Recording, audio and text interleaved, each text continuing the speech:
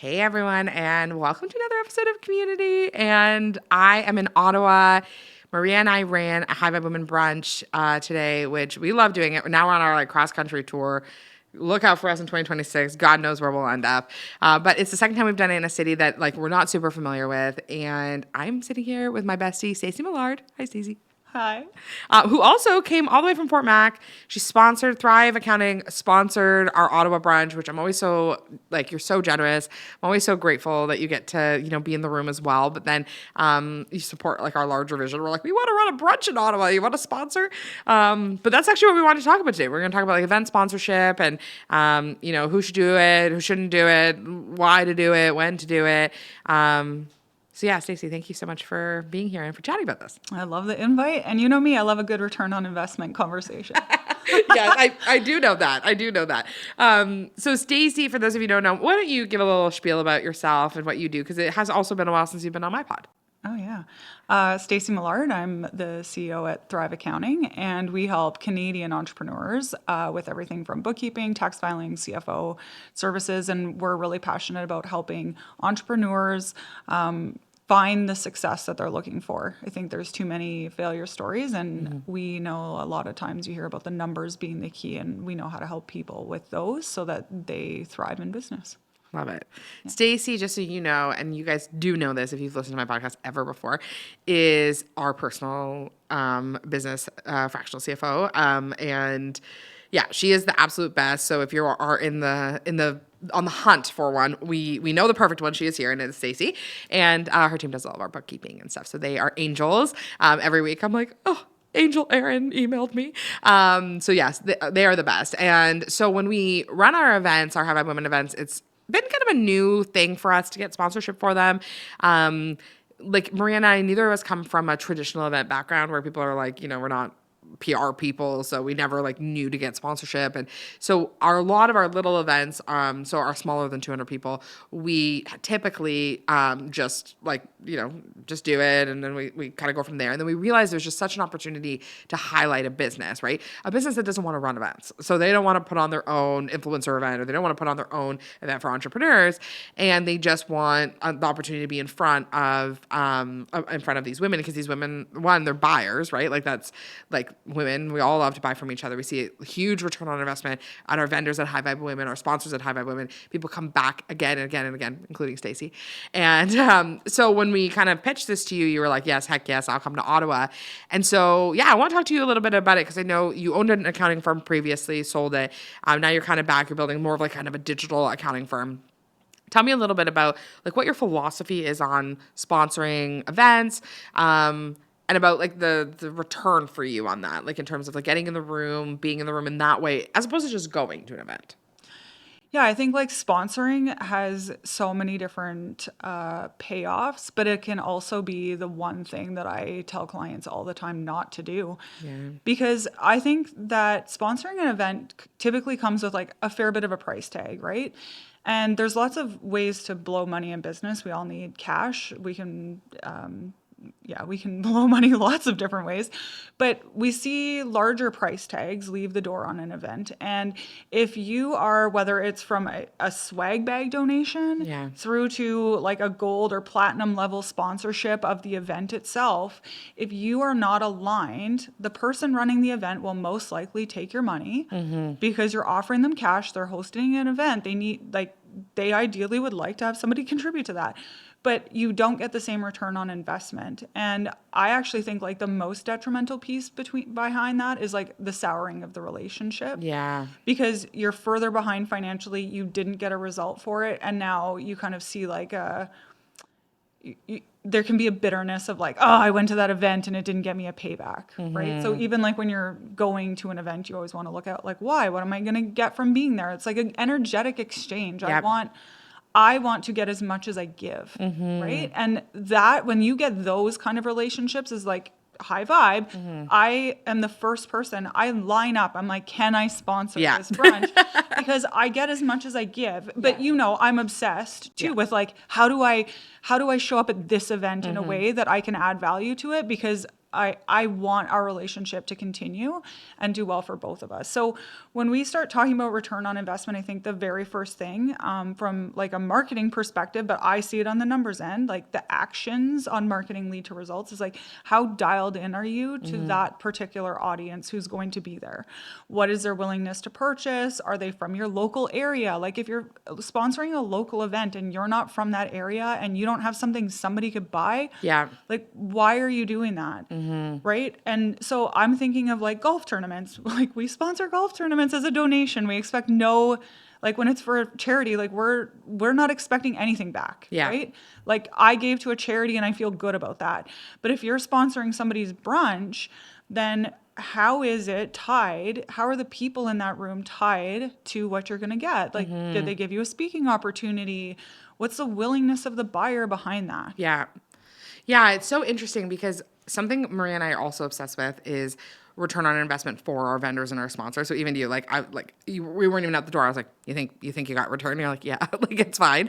And like we both know from both of us going to a ton of events and that being kind of a strategy of growing our business, that like that doesn't come usually the same day, right? Like it can come 6 months, it can come 2 years later. Like you want to be top of mind for people seeing you over and over again. Like it takes a bit of relationship and time. Okay, but how you said that I think is important too, right? Like we don't just like throw a few things at the wall and hope that they stick. Like Yeah. for me strategically, like we're investing in places that I can show up more than once. Yep. So for you, I don't know if I say this, like maybe I'll get myself in trouble. Your team will edit this out. But like Canceled. like if somebody sponsors high vibe women, maybe it is an opportunity to speak, or maybe there's not a stage opportunity, Yeah. but they're like, hey, I'd really love to be on your community podcast. Yep. And like, how can I show up in your stories later? Like, how else can I then continue? Because like I'm not a one and done. Yeah. Right? Like people don't want to have a one night stand with their accountant. No. You're welcome. See, I'm funny sometimes. You're so funny. That's the clip. I think that's the clip, guys. One time in life. But realistically, right? Like people need to repeat what's the stat on how many times they need to see you? Oh, it's like it's up. Like it used to be 7 and now it's like in the 20s because we see so much, right? And that's the thing that's actually so nice about in person over the digital spaces. In person, there is a bit of a cap on how much you're gonna do, right? Like, and I think I reached that cap last year. It's like I was at the point where I was like traveling every 2 weeks.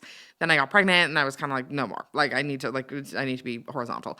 But I was at the point where it's like I was going to all these different events everywhere.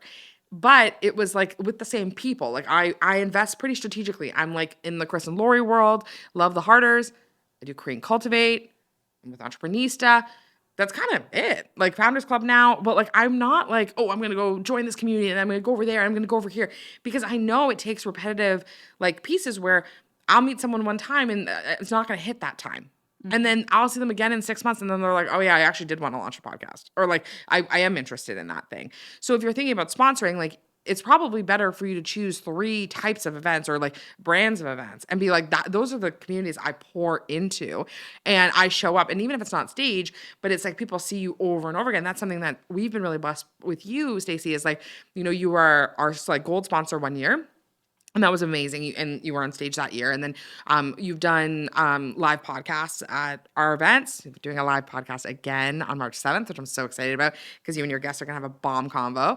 And then like you also, at this last one, you sponsored a permanent bracelet bar for all the VIPs, right? That was so generous and incredible. And now every time anyone looks at their wrist, they see their bracelet and they're going to remember their tax woes and then come to you. But that wasn't the intention. But it's that repetitive piece rather than you being like, okay, I've already given to Christina and Maria and I've already like done my time there. And now I'm going to go find another event like that I'm going to invest in.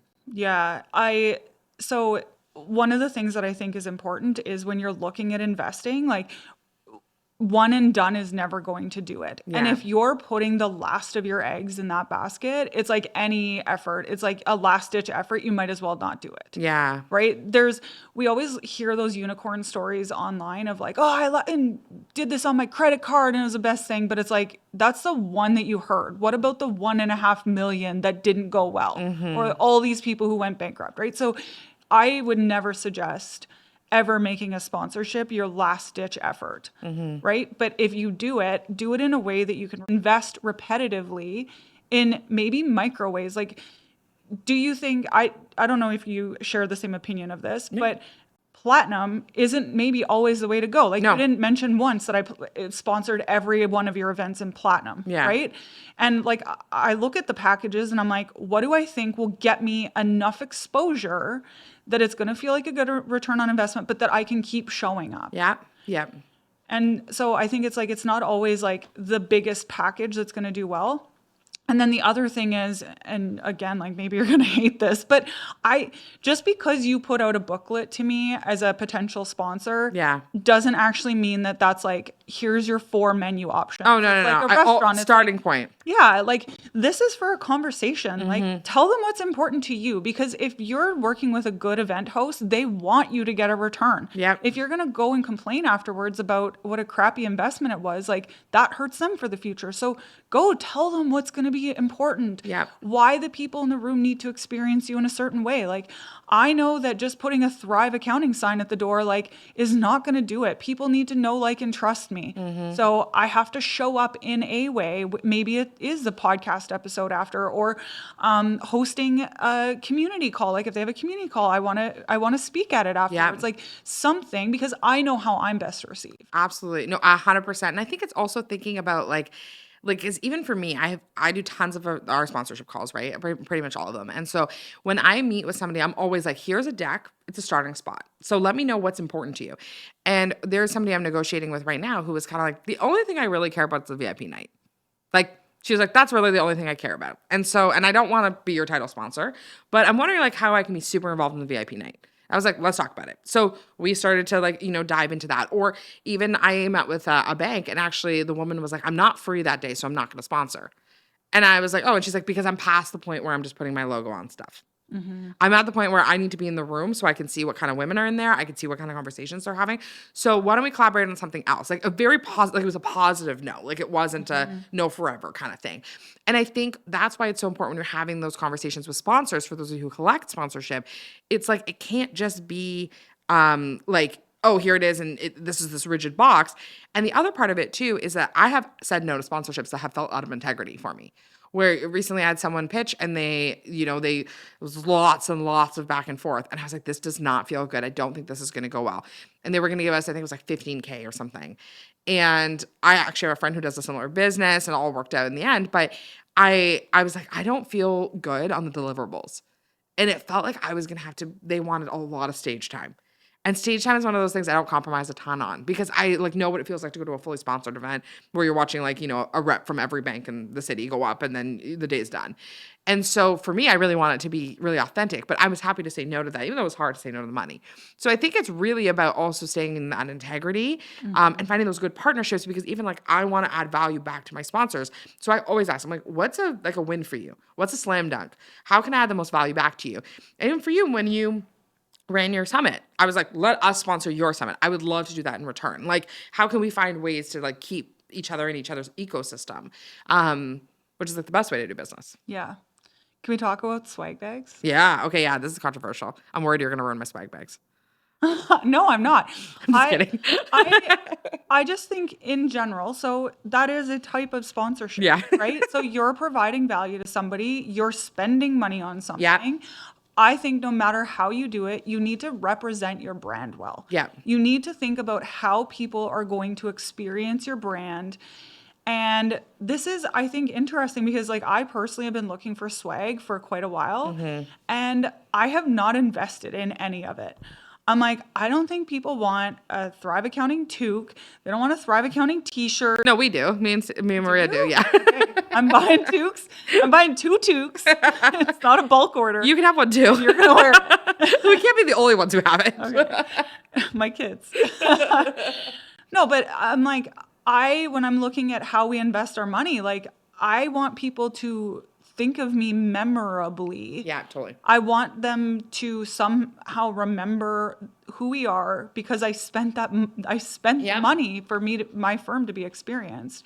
And so if you're providing something that has nothing to do with your business, again, like if they're not local to you, like maybe that's not the swag bag. Totally. Like, how do they connect with you afterwards? I think it's like twofold. There's two pieces. I think there's the swag bag where it's like samples of your product. And then there's swag bag items where you're like, hi, I'm going to like give you this mirror. Like, you know what I mean? Where Yeah. it's like, and I think those are two different things. Cause I think the swag bag is where it's more like you're making an item for your business. There has to be some type of connection to what it is that you do. Sure, but like, okay, so I could see, not that I'm gonna do this, but I could see, like trying to do something about money that's like, look yourself in the mirror and feel confident before you do your taxes. I gave you a great mirror to go with it, or something. Like, if that's the audience that they're like, okay, I want a mirror, then I'm putting something with it to tie it together Yeah. to my messaging so it connects me with the audience. Yeah, 100%. But often I find when people do that, it is like a random item that they're just going to toss in a bag. And like we obviously go to tons of events and that's just not that helpful. Like, where you're like, I actually don't need that. I don't think about it. And we even encourage people to be really thoughtful about Yes. that. So even for us, Yes. for the social snippet, like our marketing agency, we for a while never put anything in the bags because we were like, we don't have anything. We're a digital agency. We don't like to put paper in the bags. So we really try not to do any advertising that way. It all goes in a digital program now, the earth. And so we did Octo Buddies, like the things that go on the back of phones. And we've gotten so much positive feedback, but it's related to what we do. It's something people look at, they use, they see. Like, we're like, do we put camera lights on? Like, for the phones, like, do we do a power bank? Like, things that people would actually, connected yeah. them. But I totally agree. When people are like, here's a backwards cap that isn't even cute, it's tough. And then that's a huge investment that they're undertaking Yeah. that doesn't actually make a difference. As a business, you need visibility. So Yeah. like you're always looking for ways to get that. And if you're spending your money on something that doesn't hit, that's like one more opportunity that you don't have to spend in a way that does. Totally. What do you think about samples of product and stuff? So thinking, Love it. okay. I love it. I love samples because Yeah. I want to experience somebody's product. Like, Totally. oftentimes I get some samples and I go back for more. Yeah. And actually, maybe this is my controversy because like when I'm traveling, so it depends too on the event. Yeah. But like if you give away a full container, like, how sample size, like one bite, maybe not. But if you gave away a whole container and I don't like it, I'm going to feel more guilt. Like you've Yeah. actually added to my plate because now I don't like what you gave me. Yeah, Right? interesting. And so I love the sample of like, I get to try it. You've been generous. Like maybe it's 2 to 3 times, right? Yeah. Like if it's a face cream, maybe it's not just like one little day. I got one drop, but I have it for a week. And now I can experience your product. And when I fall in love with it, I talk about it. I can post about it. I reorder from you. Like I'm a huge fan of that. What do you think about the best way for someone who's listening to this who is a product-based business or wants to put a product in a bag, how they could maximize their investment doing that? Because I do also appreciate it's expensive, and we get that all the time where people will be like, oh, like for me to even give you a sample is expensive. Like never mind, like, giving you a full piece. And we don't typically pay for swag. We've been very blessed. We haven't had to. And we do get a lot of full-size things. You gave us full-size Love Powered Codex. They were so generous. People were obsessed. But curious, like, how would you say to somebody, or what would you say to somebody who's the business owner who's providing, how do they maximize getting a return? Yeah, I think you still have to connect for the potential buyer Yeah. of how they're supposed to connect with you afterwards. Yeah. Right? So you have to have that call to action. It's just like showing up on social. Like, what are they supposed to do next? Right? Like, the call to action is everything. So maybe you're creating, who does this like super well is like Rebecca from Detour. So it's like, how do people reorder from you afterwards? Like, you need to be able to show them the way. Yes. No, I love that. Well, it's interesting because I do think like I'm similar. Like I get something in a swag bag, it's a sample. I've been to events where they give you a ton of full size product, and I'm always so stressed about it because I don't want to abandon it like in my hotel room, but like I'm also flying, so it doesn't really make sense for me to bring 3 different kinds of shampoo with me home. Like, Also, full size fucking candles. Like, yeah. I'm like, I didn't leave 4 pounds in my suitcase. Yeah. Full size candles. I'm dead. No, I know. We went to, and Korean Cultivate's known for this, right? They're known for giving full size things, and it's actually like their bags are worth like hundreds of dollars. Like, it's very generous. It's very cool. But like me and Jeanette were like abandoning our clothing. Like we were like, I don't need this t-shirt, but I need this candle. So, but it's funny, like it's just a different kind of way. And it's so different in the States too. But it's just, I think one of the things I really appreciate about a lot of the brands that donate for us, like I love the sample sizes. And one of the things we try to do as an event host, so if you're listening to this and you're an event host, is we try to add a lot of value back to those brands as well. We do photography for every single item. So we send photos for everybody. Yeah. You had said it before and then we kind of like went off in a Yeah. different direction. But I think if you're telling somebody like, oh, these samples cost me too much and I can't do that, like, I think that's a miss in your financial plan and your Yeah. marketing plan Agreed. because literally you need visibility. And how better to give it than like have an aligned audience. So if the alignment's not there, then don't do it. But have an aligned audience who wants your product Yeah. and then say you can't give it to them. Yeah. No, and I have a friend who runs events who they charge to put in swag bags. Like brands pay to go inside the swag bags. And that's not where we're at with High Vibe Women. We're happy. We're just very grateful for, but they've built that brand, and that's not where we're at. But why I say that is because people, and they give full size things or whatever.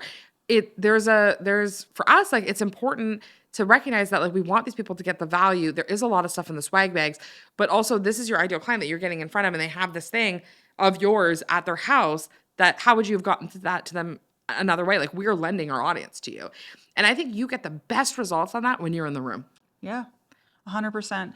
And I think like how you show up. So even if you're sponsoring a table, it's like you better bring the energy. Like the entire part is about your energy and visibility. And if you're gonna shrink back and not make yourself known, like you get those same results. 100%. Well, that's interesting too from like a vendor perspective because there's a difference, in my opinion, between being like a sponsor or a vendor. At least with the High Vibe Women, the way we classify it is different. Like sponsors are typically cash sponsors, and then we typically they play some kind of part in the day. But our vendors, they have a booth and they're able to sell their products, and it's interesting because most of our vendors get crazy return on their investment. 3x, 4x in the day, never mind lifetime. So, and we're so happy with that. Sometimes we're like, should we like do this differently where we got to cut? But we're just so happy that they like see such success.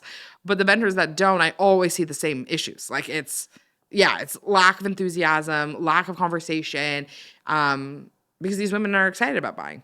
Yeah, and so like as a vendor, I think like there's a few things. Like you have to have something to sell people right there, right? Yeah, like totally. success is like the energy is being in the room when people are excited to buy, they're ready to engage with people that they've met. Yeah. Like they're excited and you still need to make sure that the client fits there, right? Like you're going to show up in a room.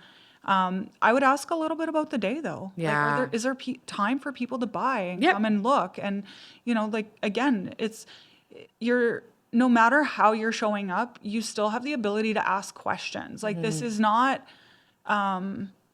this is your only option. You take it or leave it. Yes. Like, make it a dialogue.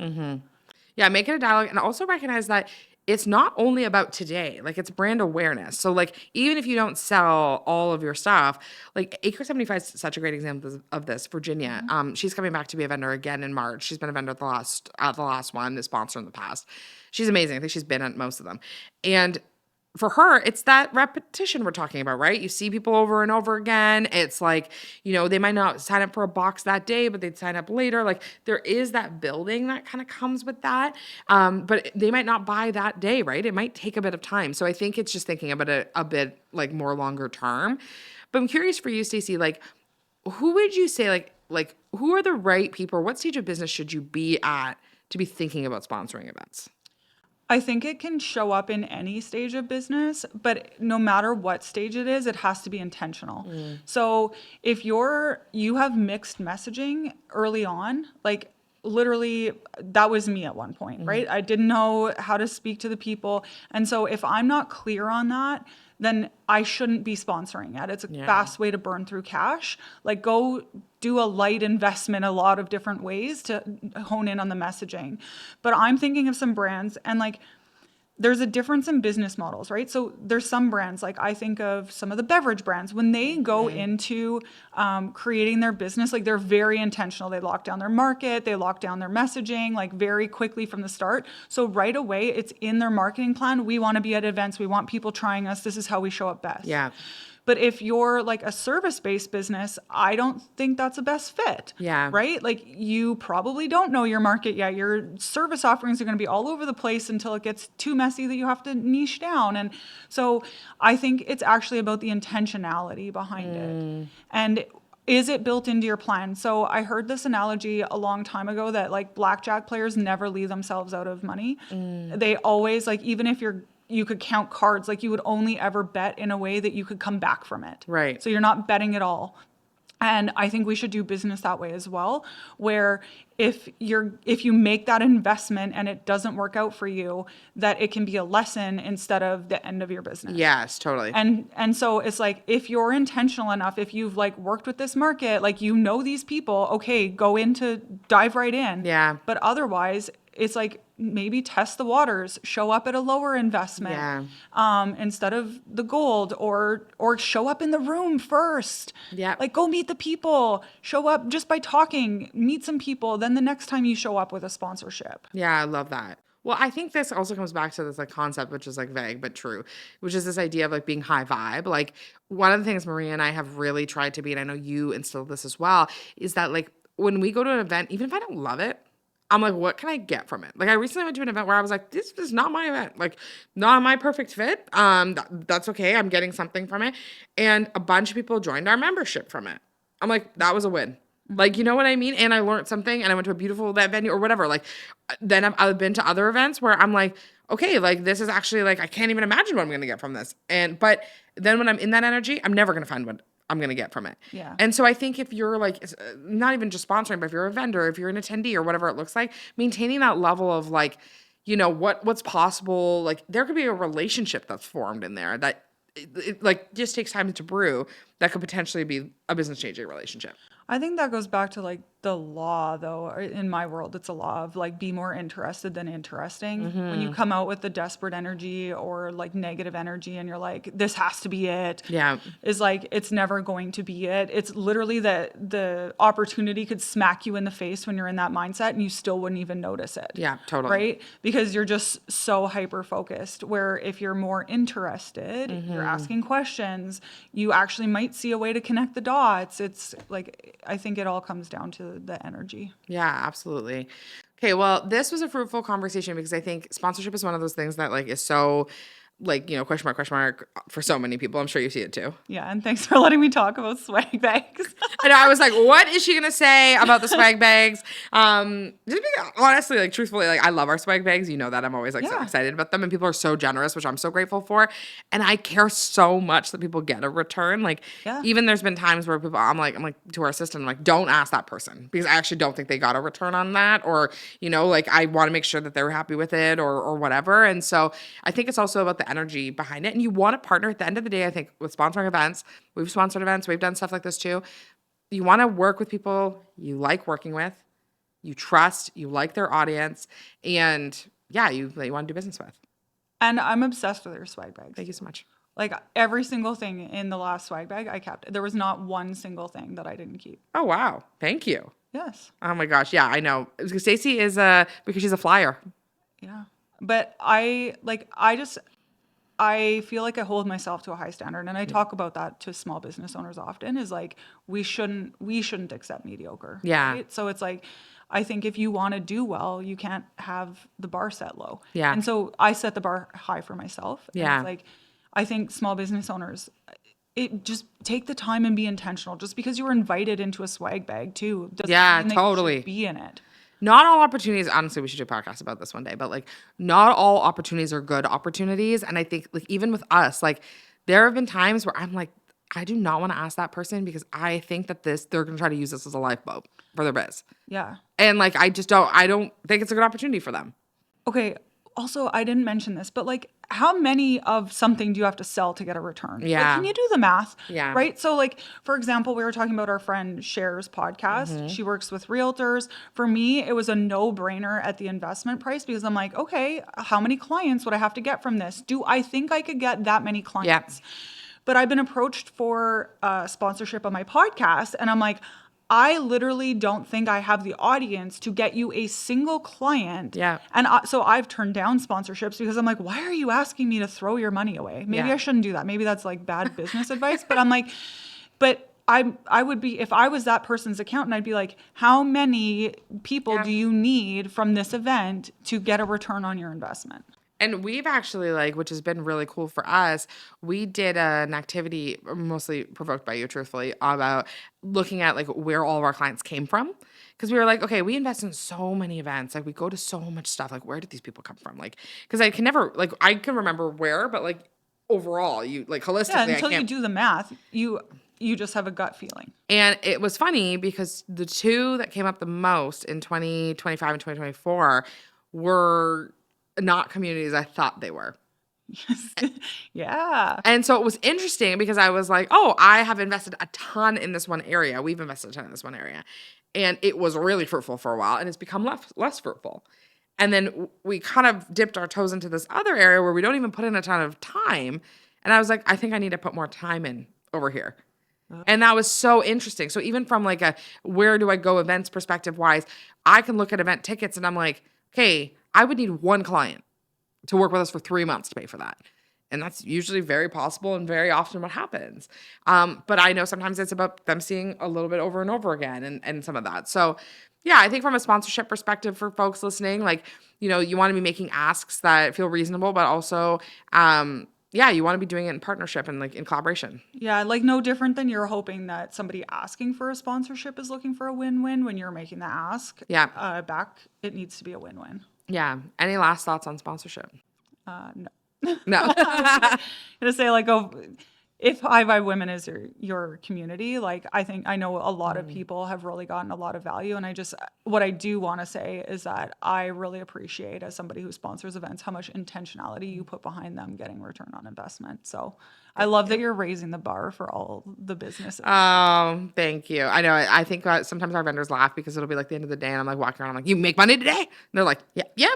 I'm like, enough? You made enough? And they're like, more, as much as your price of your ticket? And they're like laughing or whatever. And Whitney from Woven, who's been a vendor a number of times, like, she's like, Christina, I always do fine. I always do good. And like people come afterwards, like, you don't have to worry about me. Like, and like at the end of the day, people are smart business owners. And sometimes investing in these events is a lesson. We had somebody that was a vendor for one of our events. It was a lesson for us too, like of it being like, actually those types of businesses are not successful. And I felt bad about it, but also did they get a return? I have no doubt.